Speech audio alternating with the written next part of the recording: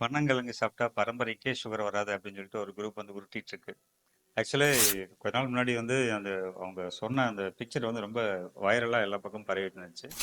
பனங்கிழங்கு சாப்பிட்டா பரம்பரைக்கே சுகர் வராது அப்படின்னு சொல்லிட்டு அதுவும் அனலைஸ் பண்ணி பார்த்தேன். என்ன அப்படின்னா பனங்கிழங்கு வந்து பேசிக்கலி ஒரு கிழங்கு வகை அப்படின்னா அதில் கார்போஹைட்ரேட் அதிகம். நிறைய சத்து பொருள் அதில் இருக்குது, இல்லைன்னு சொல்லல. அதில் வந்து கால்சியம் இருக்கு, அயன் இருக்கு, பாஸ்பரஸ் இருக்கு, அதெல்லாம் ஓகே தான். ஆனா இவங்க சொல்ற அளவுக்கு அது வந்து அவ்வளவு பெரிய சத்து பொருள் அப்படின்னு கேட்டா அது கிடையாது. ஏன்னா அதுல இருக்கிற கால்சியம் வந்து பாத்தீங்கன்னா ஒரு 100 கிராமுக்கு 8.76 மில்லிகிராம் கால்சியம் இருக்குது.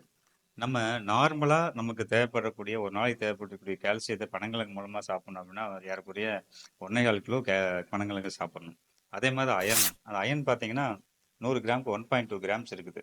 ஸோ நம்ம டெய்லி ரெக்யர்மெண்ட் ஆஃப் அயன் அது வேணும் அப்படின்னா 3/4 கிலோ பனங்கிழங்கு சாப்பிடணும். பாஸ்பரஸ் அதே மாதிரி தான்.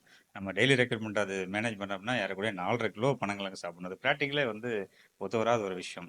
அதான் ஒருத்தவங்க கேட்டிருந்தாங்க, பரம்பரைக்கே பனங்கிழங்கு வளர்க்கணும், அந்த காலத்துல எல்லாரும் பனங்கிழங்கு சாப்பிட்டாண்டா இருந்தாங்க, இப்போ எப்படி எல்லாத்துக்கும் சுகர் வந்துருக்குது அப்படின்னு சொன்னாங்க. அதனால இந்த மாதிரியான உருட்டுக்களை தயவு செஞ்சு நம்ப வேண்டாம்.